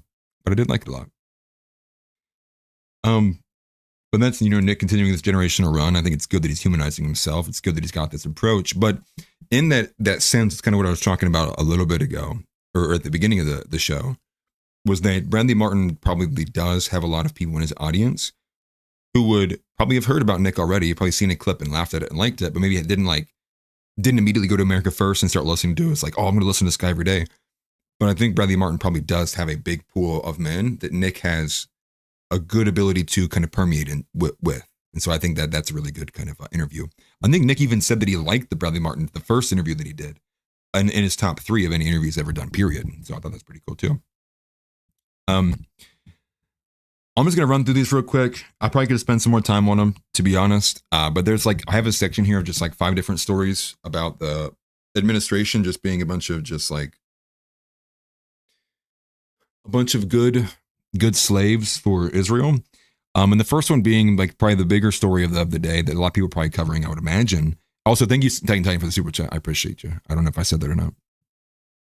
Kash Patel, it was revealed to us that Kash Patel, in a 115-page report, that he was a drama queen, Lord forgive me, over an FBI jacket.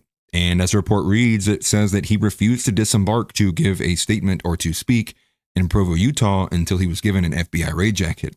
Additionally, he also would not go any further until he was given the right patches, as he noticed as he was getting ready, as he was putting the jacket on, that it was missing all of its Velcro patches. And so different individuals from different departments of the FBI came over and gave their patches so he would get off of the plane and do his job. And what did he wear? He wore a woman's medium. And no joke, I'm not even kidding you, he responded earlier today, or I think yesterday, with a response. And he said, actually, I requested a youth large. And so there's this meme going around of Kash Patel, and he's like, hold on, liberal, I asked for a youth large. It's like, dude, I can't, I hate this guy, dude. I mean, you're not supposed to hate anybody, but I can only imagine that Kash Patel is probably the worst fucking person you would probably ever meet in your life. He's probably everything bad about an Indian and everything bad about a Politico all combined into one person, and he's dating an Israeli honeypot, who he also abuses U.S. taxpayer dollars for. Yeah, you assumed you borrowed it from his girlfriend, probably. He's a disgusting human being. Now, all of these times, man, with Kash Patel talking about, Christopher Wray and Comey and all of the, you know, all the bureaucratic bloat and like the red tape and all these guys like just like, you know, not doing their jobs and just like. So was your problem, Cash, that it was like that they were getting those benefits and you weren't? So you had to right that wrong by becoming exactly what they were? Like, what was your problem with that exactly? Seeing how you're doing everything that you complained about them doing? Dude, if I was president, I'd put Kash Patel in prison for the maximum sentence I could for what he did, for flying his girlfriend out. And then the judge's notes would say that music was horrible. It wouldn't even have anything about the case itself. It'd be like one last dig. The second thing is that it was also revealed that Dan Bongino was actually brought in the early period of March to help assist with the early redacting of the Epstein files, to which I would say tracks. And he did come out and say that there was some, you know, the reporting wasn't altogether accurate, but overall, you know, Dan Bongino is capitulating with that. The third being that I haven't been following this. I assumed it was just general kind of regular, you know, liberals kind of screaming and crying. But I saw a mock-up of this Trump ballroom that's supposedly coming into the scene. And no joke, the mock-up has the ballroom, which is the Eastern Wing ballroom, is bigger than the White House. I kid you not. Let me see if I have the mock-up right here. I could not believe my eyes when I saw this. So you'll see here, I'll make this picture a bit bigger. I'll zoom out some. So there you go. So it's preliminary drawing, right? Probably not up to scale, yada, yada. Okay, maybe they did it on purpose to get people irritated. But here's the White House, and then the ballroom is like 1.5 times the size. So you're not getting deportations. You don't even get to control your own country, actually. That's reserved for Israel and a special group of chosen people. You can't get black people to behave in your country. You can't get deep state assets in jail. You can't get Fauci in prison. You can't get acknowledgments of the lies that was the COVID vaccine. You can't get, but what you can get actually is a ballroom in DC that I would imagine every single person here will probably never go to, will never step foot inside of. That doesn't mean a damn thing to their lives. And quite frankly, at the end of the day, I would rather you just spit in my face. At the end of the day, I would just rather you spit in my face. Face me. Face me like a man. Because I'm serious, man. I'm tired of being stabbed in the back. I'm tired of, not like to say this was a betrayal by any means, but it's like, we're not getting anything you promised, but here's a ballroom. Yeah. Yeah. Are you going to ask for my wife next too? Like what else do you want from me? It's just such a joke. And I honestly have a lot of anger just seeing these people defend it. What's that guy's name? Like Sean Farash or something like that. Like, dude, that guy is scum. That guy is scum, dude. He's doing like 5 hours a day, like deep throating Donald Trump every single minute of it. Just disappointing, man. This isn't what anybody asked for. And at this point, I hope the Republican Party loses for the next 4,500 years. I couldn't care less anymore. It's just one big joke. It's just one big joke. Oh, that's right. So right. What am I thinking? What was I thinking? What was I thinking, dude? You were completely right. We got a mean tweet. Donald Trump laid it down on Truth Social. We're all at peace now. Everyone return to your homes. Donald Trump has posted on Truth Social. The situation is under control. Oh man. Yeah, it's like give me the 9mm. No, I can't do that on stream. I had an itch in the back of my throat, YouTube, and I had to use 2 fingers for it. It's just a joke, man, and I obviously saying anything and repeating what anybody doesn't already know. Obviously, the Trump administration is dog shit. They continue to do things that is dog shit, and anybody who's satisfied with them currently, I don't understand. And that wasn't all of it. That was just to show you the mock-up there of that. There were 2 other stories here. Trump the affordability thing for one, but he also threw out there that we're not going to be paying income tax here soon. He was kind of leveraging that off of the idea that the trade war has been going so good that, Americans won't have to pay an income tax because the tariffs are so good, we'll be able to recoup the money there. Yeah, I doubt that. Anyways, and then the last one was a bit of a smaller story, but it was kind of curious because the appeals court actually disqualified Alina Habba as the New Jersey U.S. attorney. Just a small story there. Don't think it really means anything, to be honest with you. Alina Habba famously saying, I think it was on PBD, when asked, they're like, would you rather be smart or pretty?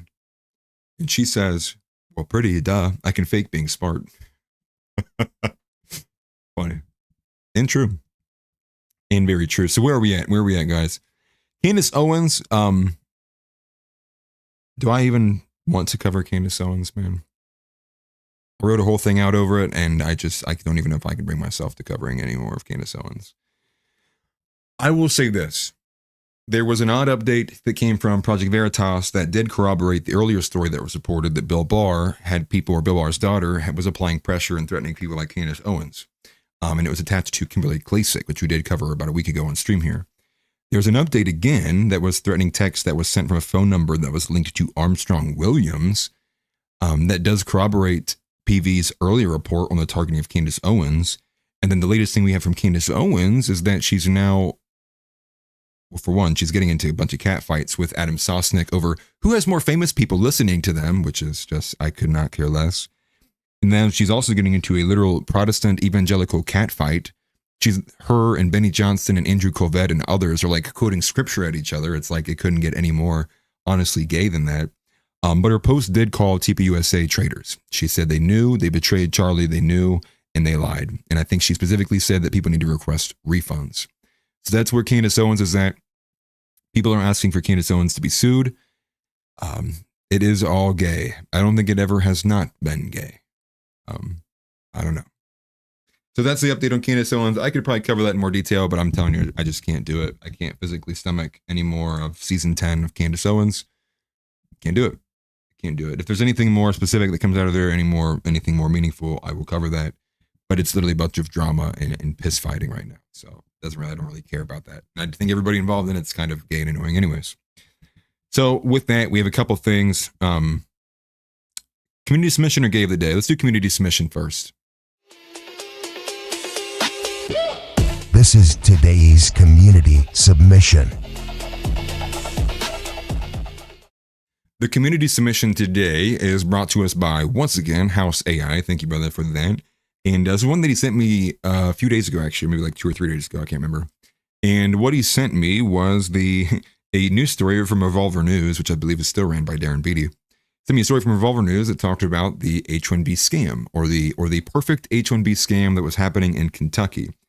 And so they basically turned these 2 universities in Kentucky into H-1B hotspots. And so let me tell you how disgusting and fraudulent this is.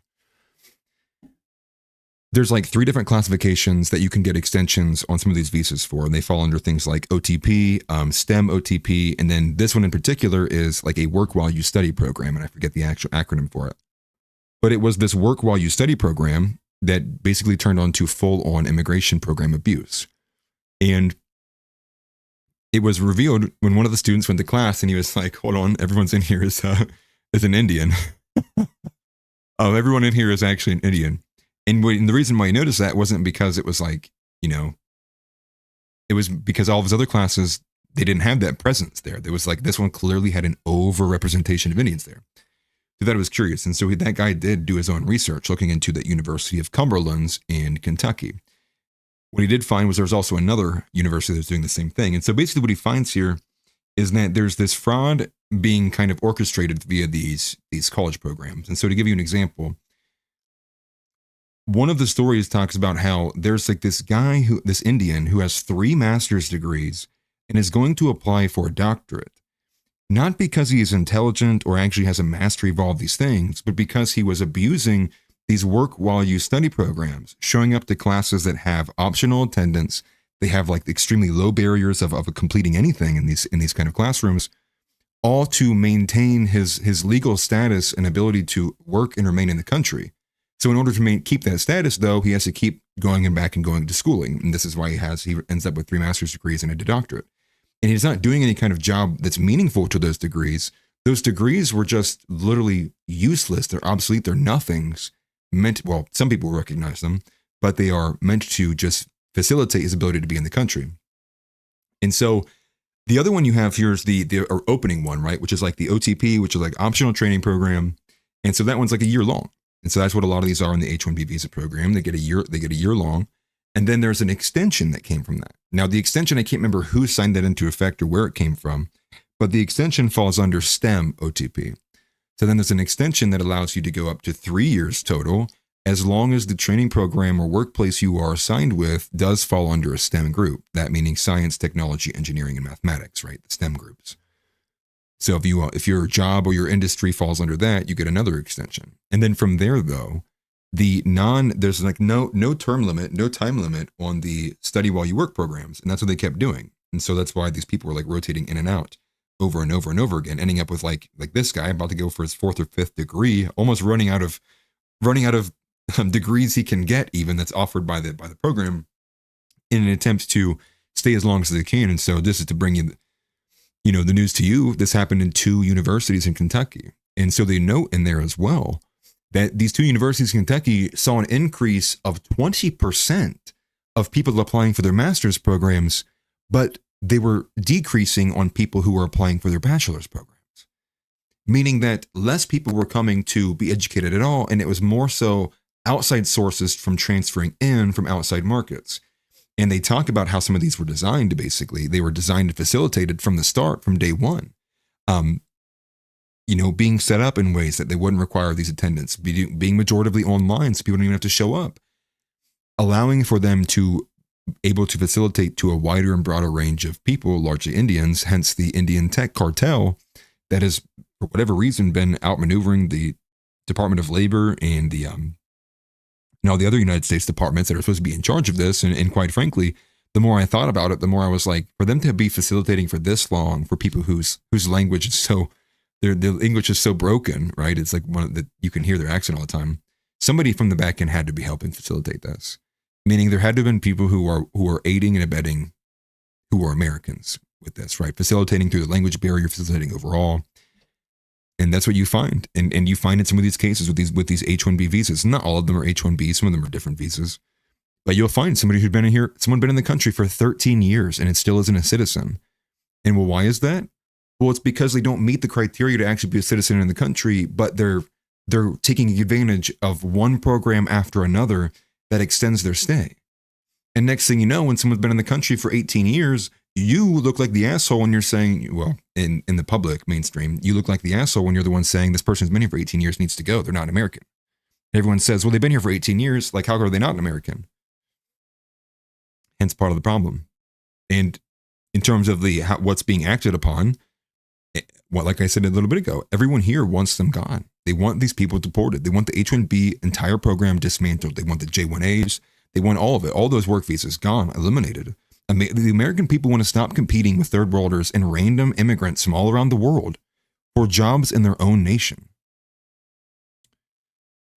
On top of a bounty of reasons for why we don't want to, compete and have all these immigrants in our nation for, reasons of assimilation, cultural degradation, all of it. And what are we getting from the administration? They're playing defense for it. They're finding 110 excuses for why. And so, and the latest pivot being that they're not even giving excuses, not even trying it. Elon told you to fuck your fucking face. Vivek told you you're a lazy, you need to adapt and assimilate into how India runs things. And then Donald Trump said the American people who are here aren't even skilled anyways. And that's why we need them. We need Indians. And lo and behold, we literally are finding ourselves almost, the idiocy of it is insane. But just like Sam Hyde said, they are treating it as if Indians are like the next nuclear weapon. As if like it is in the country's most biggest priority is we have to secure all the munitions of Indians around the world.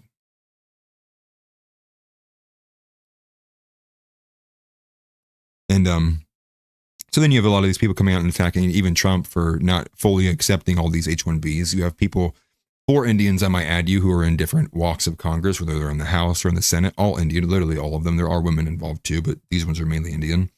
And they're pushing for the H-1B, they're pushing for the H-1B cap to be doubled. We want to double the amount of people who can apply from H-1B visas. It's not what we want. It's not what the American people want. But as many people are waking up and realizing to the fact day by day, second by second, it doesn't matter what the American people want.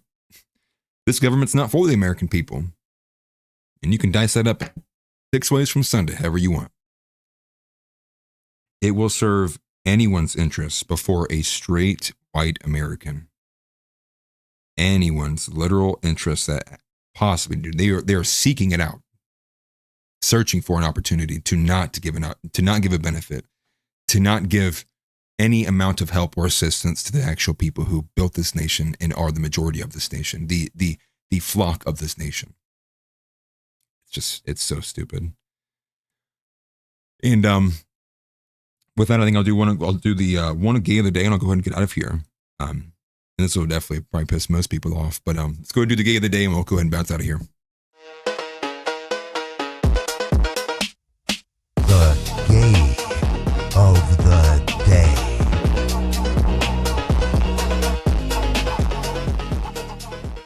Now, I actually had one gay of the day in place before I found this one, and I think both are actually good. The one would take I would like to spend more time on. Actually, I might turn that into a video, so I'll save that for that. This one is a lot easier to point out as being gay, like really gay, transgender even, some would say. And that's this. That is this video that I saw from, or lived of TikTok, but was clipped by Protestia. United Methodist Church pastor, in quotations, announces during his sermon that he is now transgender and is becoming a woman. The absolute state of the Methodist sect is forever becoming a huge meme. I would say the Methodists have it over the Episcopalians at this point. But here it is. Not like I'm going to watch the whole thing, but just listen to some of the explanations here. Listen to some of what he says. Are my parents okay with this? Absolutely not. They texted me this morning and they asked for me to tell you all that they do not support me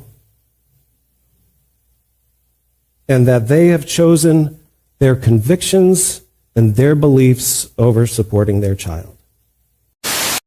Everyone gets nervous when there's a special announcement from the pastor. What the fuck I'm is not even leaving. that? What in the hell is even that? Hold on to that. I'm going to hold you to it. So, rarely do I did not get into ministry to talk about myself or my personal life, but sometimes there are things that happen in a pastor's personal life that is going to find its way out into ministry. And so I am inviting you to join me in a season of creative transformation for myself, and I think for all of us. Imagine, so I get to announce with joy that I'm transitioning. I'm affirming and saying to all of you that I am transgender. And so, the best way to put this is that I'm not becoming a woman, I'm giving up pretending to be a man. And what will change? Poetic justice, dude. Thank God you have never chosen me as your pastor based off of my appearance. Amen. I was waiting for that.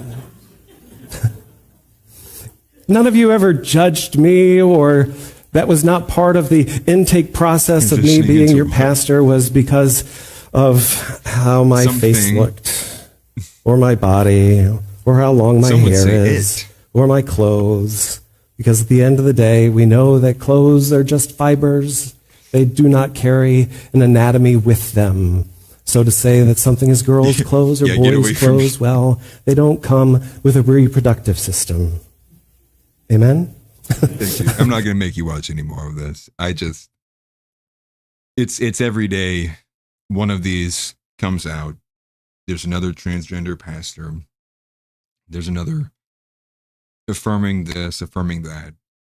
And all the energy of all the entire political scene, all the other Christian conservatives, from people like, what's his name? Rob McCoy. What's his name? Frank Turek, all these guys, you know, Frank Turek even went on this thing talking about how dispensationalism isn't a heresy and was like, he's just well out of his weight. But where's all the energy? All the energy is to tell men to shut the hell up, accept that women are whores. No, you're not getting anything. We want the gay version of Christianity. We want to subvert God in this nation. We want to exegete our way into hell. I